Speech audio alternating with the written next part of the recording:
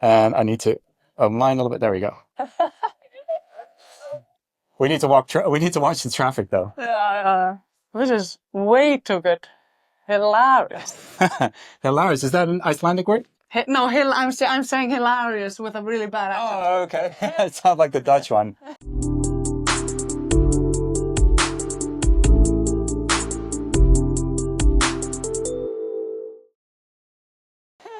So, Stefania, you're in Amsterdam right now at MeasureCamp. Is this your first MeasureCamp? This is my first MeasureCamp Amsterdam, but it's not my first MeasureCamp. What was the first one? I went to Malmö. Malmö? Yeah. Yeah. I've been meaning to go to a MeasureCamp for years, but then COVID came. Yeah. And then I actually had a baby as well. Oh, nice. And then you start prioritizing, like, make sure all weekends are hanging out with her, you know? Very true. And then we went to a MeasureCamp now in January in Malmö. That was really fun. In January? I was hooked. That's got to be cold then, right?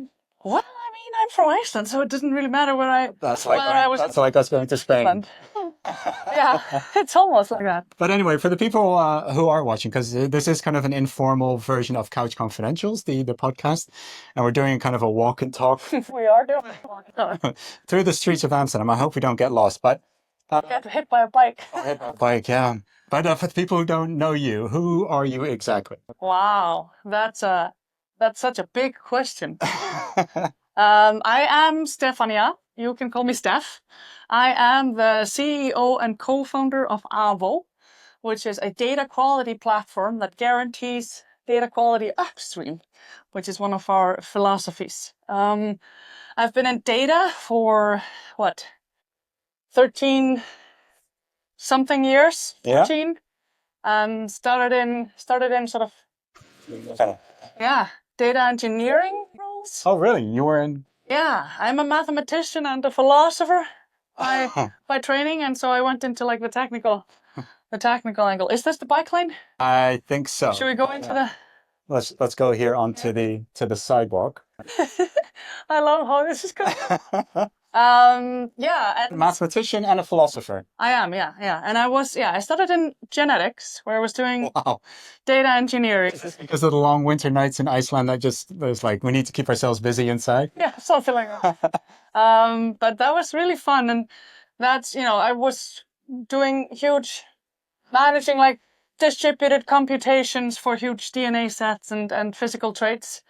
But I already then really always started thinking about data as a product. Yeah. And I was so passionate about working very closely with the people who would be using the data in the end, like the biologists and the doctor that would be finding exciting things because of the work that I was doing as a data engineer, or I was technically like a research assistant or whatever, or researcher. But and so that passion for making sense of the data and sort of,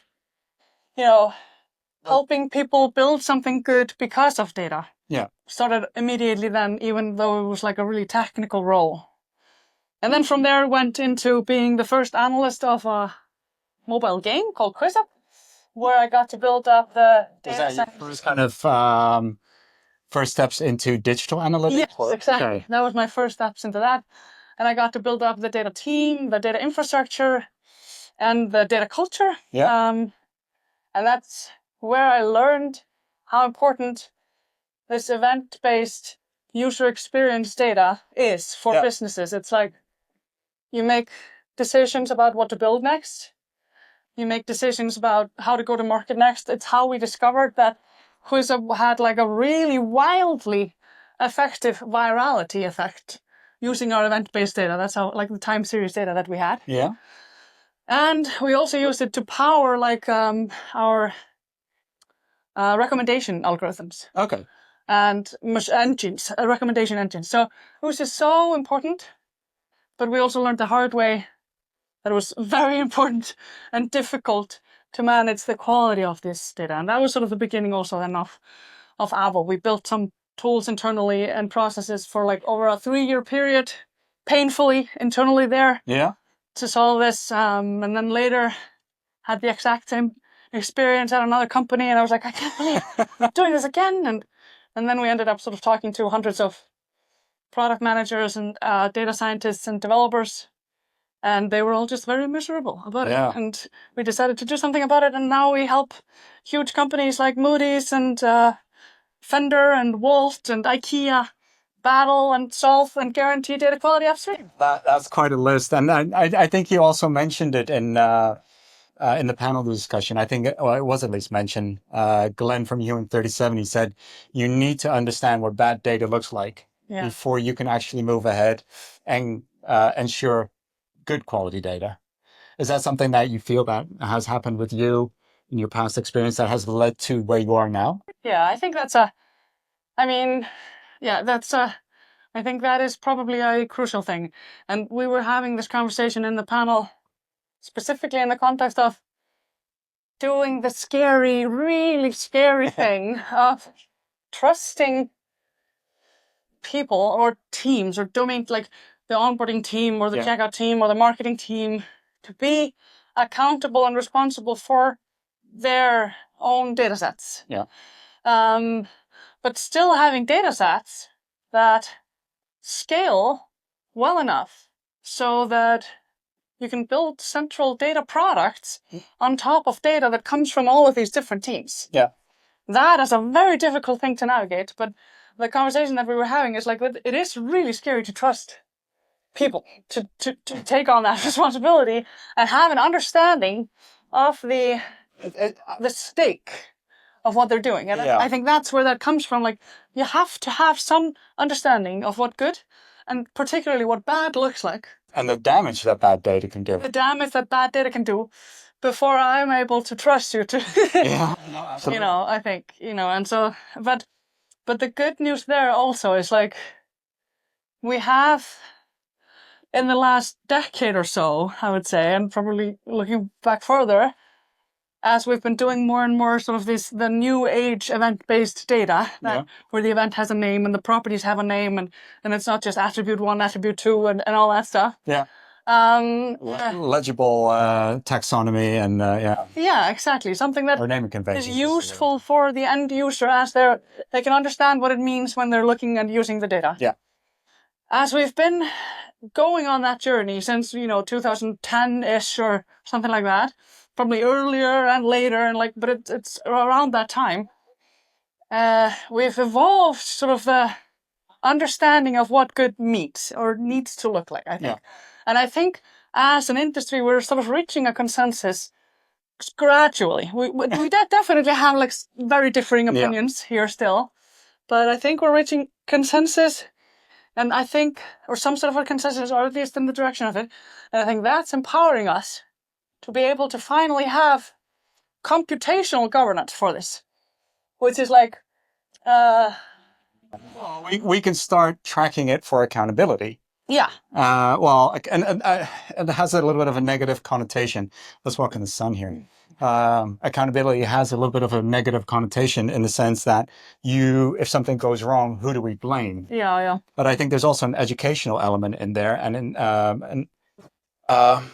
motivational, because I think that was also some of the one of the points in the panel that was made is that I think Peter made that one. If you're looking at how data is collected, it's about who uses it in the end. But if you put that responsibility with someone who's not fully invested in the value of that data, you're going to be losing money. And I think that was one of the points as well, is how do you get money for data quality? How do you get funding for it? And there was a lot of points made around, what if you can improve your return on ad spend, or you can improve this, but nobody looks at the money wasted in trying to clean it all up. And I think like here, that this is the discussion that always leads me back to the one of the most important things that we can do for data quality is increase general accountability for data.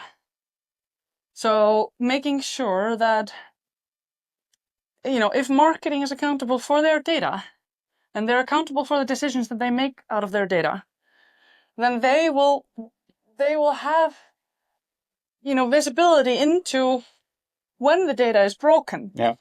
And what happens when the data is broken. And then they will have incentive to want to fix it at the root.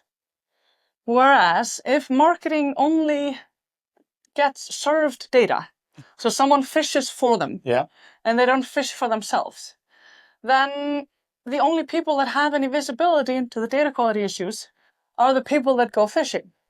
And, and in that scenario that I'm painting up here, that organizational structure is something like a marketing team that doesn't have like a data function that is a full stack function. No. And they are dependent on some sort of a central team that builds dashboards for them or reports for them. But who in return don't know what good quality data is.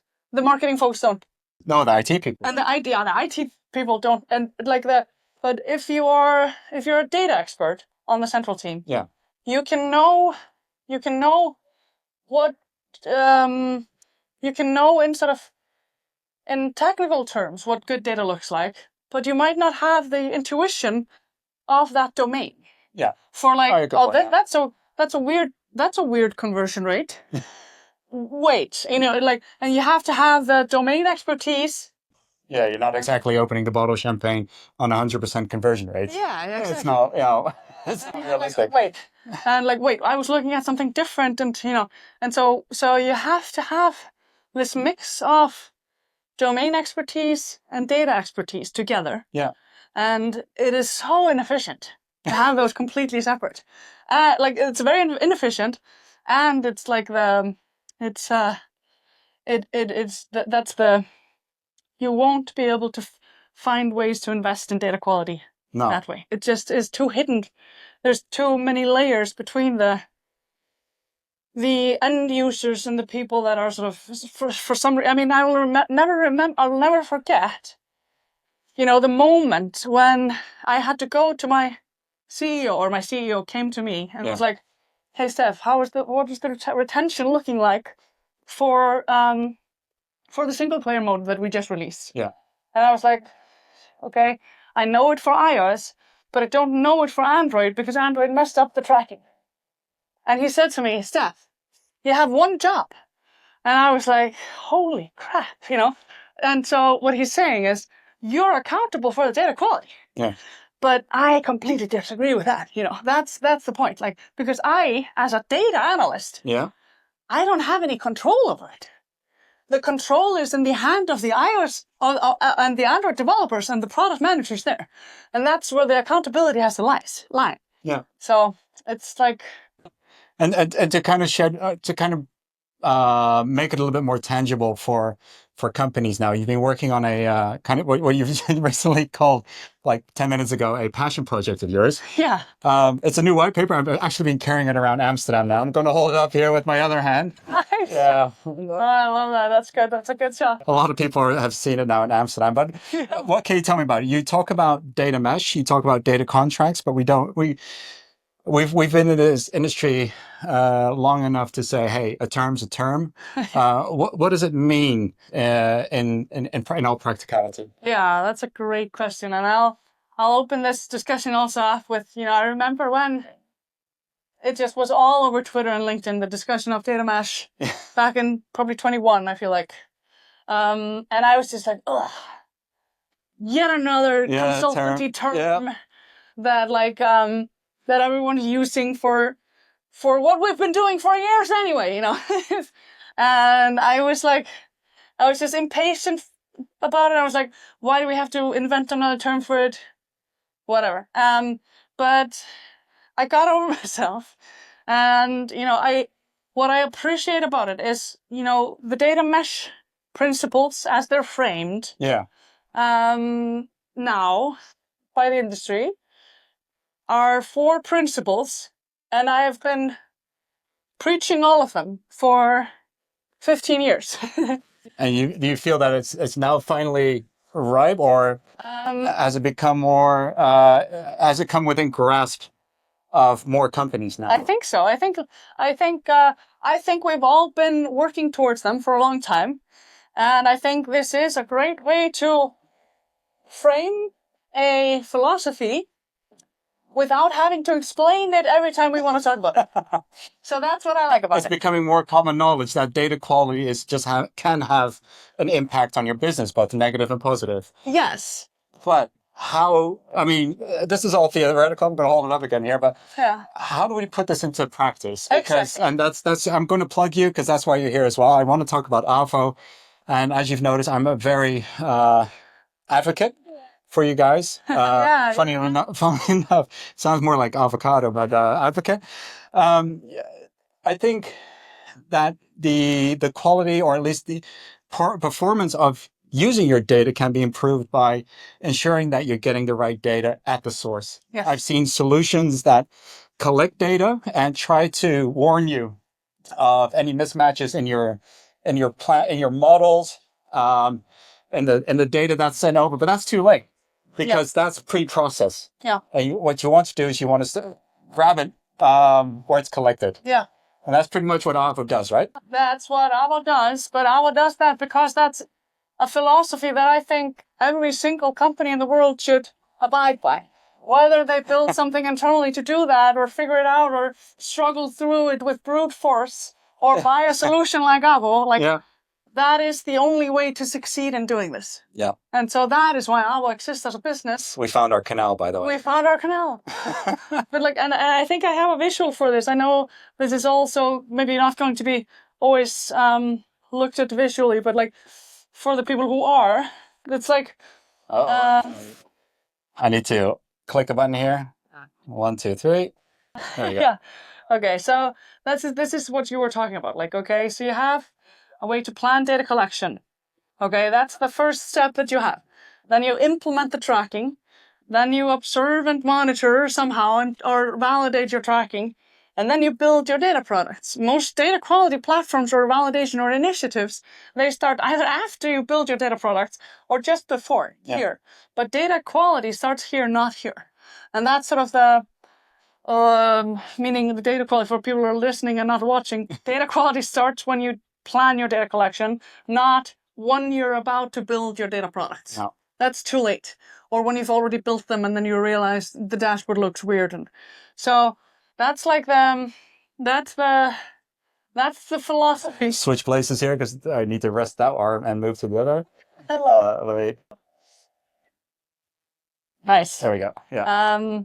Yeah. So guaranteeing data quality upstream is what we believe will help in our mission, which is to inspire better data cultures so teams can build great user experiences. Yeah. That's what we want to accomplish. And we believe that the data collection process can be just immensely improved for so many people and move people out of reactive damage control into proactive data management. If you look at data planning, you have startups, you have scale-ups, you have companies who've already invested in data, and they're like, oh, we don't need another expensive tool. And to be honest, and I'll be honest here as well, I haven't looked at the pricing lately. I think the last time I did it was when Carfax, I sold you guys to Carfax, which was, they loved the solution and they understood how it could benefit. But you work on a per seat basis. Is that still the case? Volume as well. Volume as well. No, because it was like $50 a seat at the time. Yeah, exactly. Yeah, so it's a mix of license and volume as well. Oh, okay. Today. Data quality doesn't need to be expensive. So you briefly discussed how data planning should start before you start actually collecting your data. And because when you start with data planning, you can start accounting for the models, the variables, what needs to be collected, setting the rules. Mm-hmm. Because the further you do that down your process, the bigger effort it's going to take to fix that. Exactly. But there's a lot of, I think you mentioned it, that you've seen cases where a company spent 25% of their JIRA or their support budget on cleaning and fixing data. I'll even be more explicit. 25% of all JIRA tickets for all product engineers on the company. So anyone building product, because the product engineers are the people that implement analytics events. They do that because they own the code base. They are the people that know the code base, right? So that's where they implement. They have to implement the logic for when a user clicks this or does this in the product, then I need to send an event somewhere, right? those are the product engineers. They do that when they iterate on the product. They also have to implement analytics. And implementing analytics is one thing.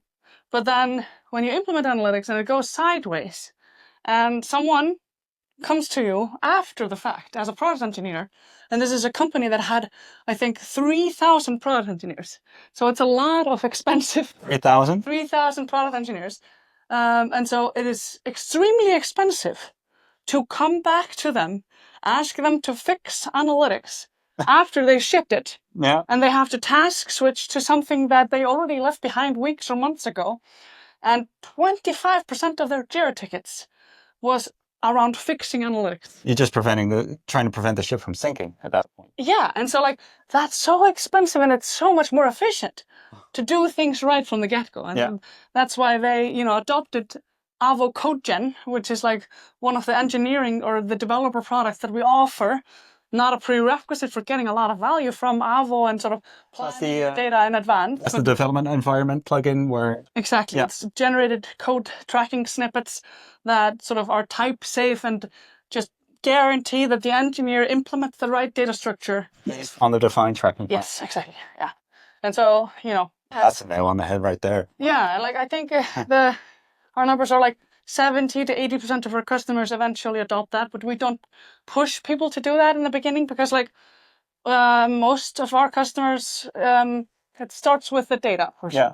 Starts with like a director of data or like a head of data or someone that's trying to improve things.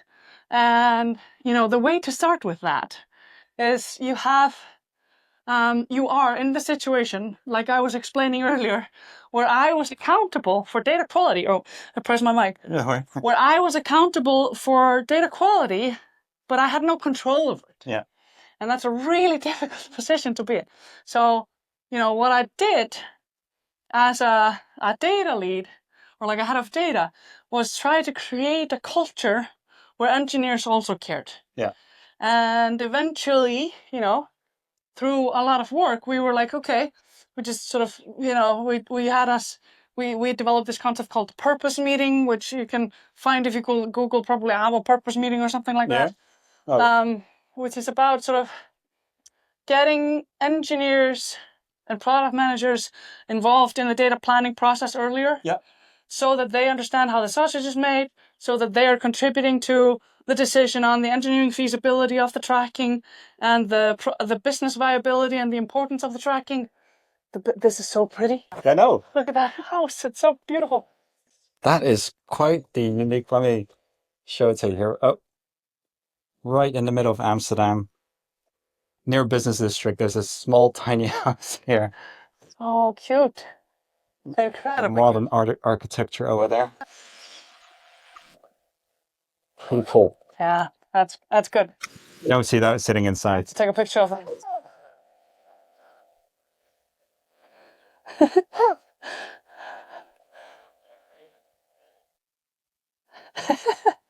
That's the next in the world. That's the office for your Dutch for the Dutch team. Yes, exactly. Anyway, yeah. So like this shifting, being able to shift to the feeling of curiosity and accountability of data quality into the hands of the people that are eventually in control, the data producers. Yeah. Is a fundamentally important sort of let's call it goal for you as a data leader if you want to make this a success. Yeah. And that also, of course, is then tied into the other concept in the paper. So we mentioned data mesh, which is the 4 principles: data as a product, build towards a self-serve data platform, have federated computational governance, some sort of centrally owned thing that's ideally computationally governed. Yeah. But then empower the domain teams to own their own data and be accountable for the data quality, even though the central team defines what would constitute as data quality. The domain teams themselves are the owners of confirming that it is quality data. So that's like the... and to get a little less abstract, you're talking about the user interface of Ava. The way the processes work is that as a product team, you are responsible for defining the data that you want to track, the values that you're expecting, and you put that into Avo, using the codegen, giving the developers kind of taking the pressure off of them, saying you don't need to worry too much about, how should I say, the syntax, because we've got that covered with codegen. Yeah. And that's, like I said, again, that's optional. We don't encourage you to push that out in the beginning.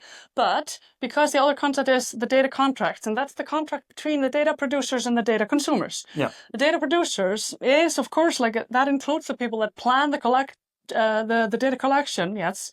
But ultimately, the people that I have in mind when I think about data producers are the product engineers, the people that actually write code, get the event tracked into whatever system you're using. Yeah. And who define it and make sure that it gets put into the product. Yeah, but the defining it usually happens by either an analyst, sometimes a technically capable product manager, usually a collaboration between those people. Yeah. Then it gets reviewed by an engineer because they have to confirm the engineering feasibility of it. Am I able to log this property with this event, or would that require me to make another API call? And if it requires you to make another API call, then maybe it's not worth it. Maybe we will want to find another way to track this and measure this. And that kind of a micro decision is really important. And that's why engineers are so important in the process of designing data. Anyway, but then the engineers are then, as they are part of the planning process, ideally, they then go into implementing things into code. Yeah. And when they do that, we want to make their lives easier. And codegen is one of the ways that makes their lives really easy, but it's not a requirement to get to good value data, but it's out of curiosity, really helpful. You guys have been around now. Have you done any research into, does Avo really bring these teams together? Yes. And I mean, I think probably our case studies speak the most for that. I mean, it's just... And what ways? I mean, what ways has it been, other than that it's helped improve data quality? Well, the overhead of planning is what drops. And so, for example, Moody's, the financial ratings institution, they used to spend 2 months on the overhead of planning and implementing analytics changes. Yeah. And they got that down to a week. So that's a lot of overhead reduced, not to mention then the data quality. Yeah. And then the same thing, but at a different sort of cadence for Walt and Delivery Hero. I think Walt shared that they used to do it in 2 weeks, and now they're doing it in they work in 2 week sprints, and they used to do it in 3 to 4 days, and now it's in 30 to 60 minutes or something like that. Wow. So it's what? So that's the impact. It takes a lot less time to get to quality data, reliable data. And because you're doing it upstream at the source, then you're also not spending too much time on downstream fixing. Yeah. Hi, MeasureCamp back. And so I think that's also really, really important. We're not just saving time on the overhead, and the overhead used to be so much. We're also guaranteeing the quality of the data much sooner and reducing the later processing that needs to happen, and then increasing trust. And so companies like Walt and Delivery Hero that are for example, Delivery Hero has multiple subsidiaries working across. They're trying to unify data products from 12 or 15 subsidiaries of sort of food delivery organizations around the world. I don't even remember how many countries. And the effort of doing that went from just being seemingly insurmountable to being effective. Yeah. And I'm so grateful because that has led them to use words like Avo is the foundation for all of our data solutions. And just that's what makes me excited about this. It's I think I have two sort of a few favorite quotes, but like this is a top. This is one of them that I really love hearing. Another one is like the personal impact that we make on people is, this is from Claire Armstrong, one of my favorite. She said, I would quit my job and switch careers if I could no longer use avo. Wow. Which is just such a like, that's the impact that we want. That's the benchmark that we set for ourselves for what impact we make on day-to-day lives. But then there's the business impact of like, you know, building the foundation of your data solution or, you know, being the revenue generator for, because you weren't able to build your AI solutions before, but now you can, you know, and you ship them much earlier. Data. Yeah. So where are you guys going to be next if people want to meet up with you and talk with you or get a physical copy of the white paper? we're actually going to be at Data Council in San Francisco or the Bay Area. That's going to be end of April. Too shabby? No, it's going to be really fun. Yeah. I promise to wear the overalls again. Yeah, I know. They'll be easy to recognize. And if you guys want to download the white paper, I'll drop a link in the description as well. And yeah, please reach out to me or to Stefania or Stef, I should say, if you want to learn more about Avo. I can highly recommend this product. It's a game changer.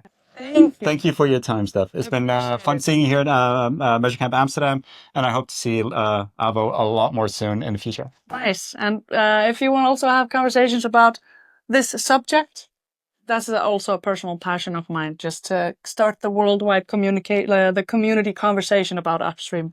Absolutely. Let's move it to the left, right? Yeah. Thank you all. Bye.